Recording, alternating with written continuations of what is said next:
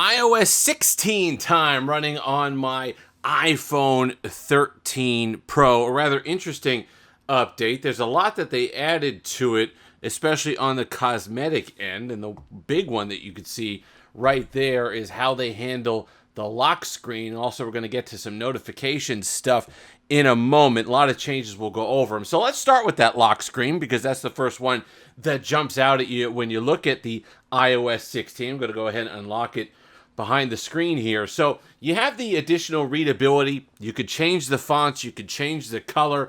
I like the ability to do that only because now I found myself using it the past couple of days and actually being able to get some information from the lock screen at a glance. You know, before when I was using iOS 15 and earlier, whenever I'd glance at the lock screen of an iPhone, it was pretty useless. You'd get maybe the time, not a lot of other information. It'd certainly not be able to use notifications. Well, now they've cleaned that up quite a bit. And you could see how you go ahead and do this. You could go ahead, hold down, you could kind of long press on the lock screen, and you get the different options. This is the main one that I've chosen. It doesn't have a focus. You see that they can add the focuses, whether it's a work or a personal one, and it'll determine what notifications that it gives you. I haven't really done anything with that. But on this one in particular, you see I've set up some widgets. So I go ahead, I customize. This is where I could go in, choose the font and the style of the clock. You could choose the different colors. I really like this font a lot. I like how it's thick and bold, and you could also choose a color that pops off your background so you could get that information at a glance and have it register quickly, which is something that I was able to do today, whether it's battery life, whether it's the weather, and whatever else you put on here. The only thing that's disappointing, to me at least, is once you're done with that and you go ahead in the widgets, yeah, you get some widgets, and we'll go over an app that has a widget, but let's say you filled up your bar here. I have my stock information, I have my battery information, I have my weather information, but let's say I'd also like to put a world timer on here, and I go ahead and click, and there it is. Well, I must remove a widget in order to add the city digital clock. So you get some customization on some level, but it's like when the Soviet Union, Gorbachev just passed away, they had perestroika. You get some free market stuff, but if you ask for more customization, more stuff that you want to do on your own, well, it's like, well, are you a comrade or not? You get Apple's level of customization, no more than that. So you could put that on there. It's a little confusing how they did it. When you go in to select the photos, to select the base wallpapers is difficult. I didn't like how they handled it. It wasn't exactly the cleanest implementation whatsoever. But that's a base one. But then I go ahead and you can set up these other ones. And I set up this one here that's kind of an astronomy one. And you get one of the apps here. You could see up in the top hand corner here, Night Sky is one of the apps that does have an icon or a widget ready to go for your lock screen. You could go ahead and see when Saturn sets here, it's going to be 3:59 a.m. And then, of course, you could go ahead and hit that, and it sends you right into Night Sky so you could see where you're looking and get all of your astronomy needs there. So that's pretty interesting. The other thing is battery life. You know, some companies recently release updates to their OS that go ahead and destroy your battery life by about 40%. No need to name names. It rhymes with Moogle. No issues here. I was using this all day. I had 4 hours of GPS navigation, Waze, screen on, 4 hours, and I barely got to 50% usage. That's how good it is. And no concerns on iOS 16 as far as battery life is concerned or having any issues with getting less battery or battery drain. I had a fantastic experience in my couple days using this so far on iOS 16. No adaptive battery relearning, no issues like that, nothing that I could see that would really cost you any battery life. I went back to this screen because I wanted to show the battery percentage indicator, which a lot of people are talking about, and it's just as ridiculous as it looks. So again, a focus in here. I don't know why it's going away so quickly, but it's just as silly as it looks. It has 36% left. As I said, I was using it quite a bit today, but the entire icon is full. It's a very un-Apple thing to do. It's a little strange. There's a couple other design elements in here that were a little weird as well. There are changes to mail. You could delay send. There's a couple other things. iMessage had some changes.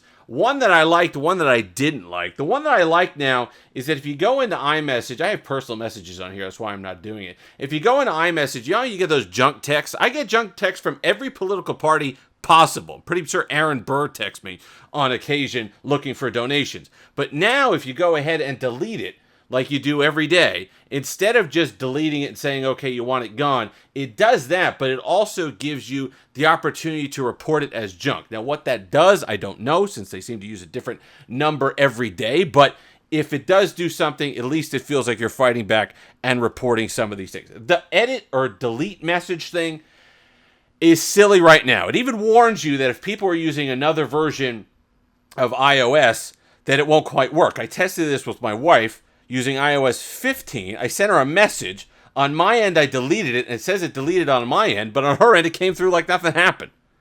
And I promise you, if you're both using iOS 16 and it has that thing in the message that said, well, there was a message that was deleted, that's just as good as, you might as well have sent the message. Because you're going to get 10 messages. What do you send? What'd you send? What'd you send? What'd you delete? What'd you delete? What'd you... And you're going to wind up telling them anyway. Because it's not going to be worth it. I'm telling you. It either has to be silent, like you never sent it at all. It has to work across multiple platforms. I understand you want to say, oh, with all the issues that they're having with iMessage and RCS and Android Message, if you can't make it work across from an iPhone to an Android device, I get that completely. But can you make it work from an iPhone to an older version of iOS? Maybe they need to be updated. I don't know, but I certainly wouldn't trust the remove message just yet. Search function is nice. Pull it up. You can look at different apps. I like that instead of having to pull across or go across to the kind of app wallet that they have there. So that's nice. Overall, it's pretty good. I don't have any issues with it. I really like how they've handled notifications. It's tough when one's not here now, but you can see as they roll up, instead of being completely useless across the middle of the screen, now you have your widgets here in the middle of the screen, and you have the notifications that you could then kind of scroll up through as needed on the device. Pull down, get your certain information as well. They've made the lock screen usable. And if that it kind of translates to the always-on display for the iPhone 14 Pro, then that's good as well. But I love the fact that they've made notifications a lot cleaner, easier to get through them on the device, easier to flip through what text messages are important, what's not. Your different apps sending you notifications, easy to kind of just scroll through and cherry pick that information, as opposed to before when it was just, hey, notifications, yeah, and they just kind of threw them up all on your screen and they were just taking up the entire display. Now you've got your widgets up there, your notifications down at the bottom, and you could kind of handle that more easily on this device. I like that. So overall, some of the design changes, they're subtle. The lock screen, they're a little bit louder. It's interesting. I like the direction they're going in. They had to do something. iOS needed something because it certainly wasn't. It was just getting a little bit long in the tooth. I'm not just talking about the icon packs and the other designs. They need to add more customization to iOS. I understand that they do things piecemeal. I understand that they give us the customization that they're comfortable with rather than the customization we're comfortable with. But I think it's at least a step in the right direction to give us a home screen, a lock screen, and then the kind of the foreshadowing of the always-on display coming shortly in the iPhone 14 Pro. Give us some way to kind of make these devices more our own. So anything is better than nothing.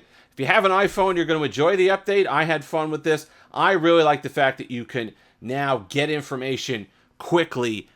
You unlock. You don't even have to unlock the device. You go ahead and hit the lock button, see the screen power up, and I could get information that I need right away. You put it in a big, bold, thick lettering with a nice bright color that has good contrast against the background that you're using. You can see your stock information. You can see your weather. You can see your battery life. You can put other things there. You can put upcoming meetings and things that you have to do there as well. So you could see a lot of information at a glance, which is not something that we've had on iPhone previously. If you've made it this far, like, comment, subscribe, all that fun stuff. Until next time, have that Steve-licious day.